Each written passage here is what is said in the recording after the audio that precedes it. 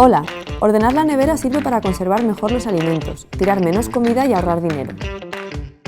Separa la fruta de la verdura y coloca los alimentos frescos en la zona inferior, la más fría.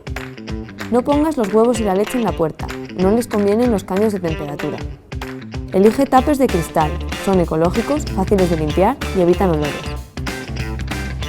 Usa campanas para desperdiciar menos alimentos.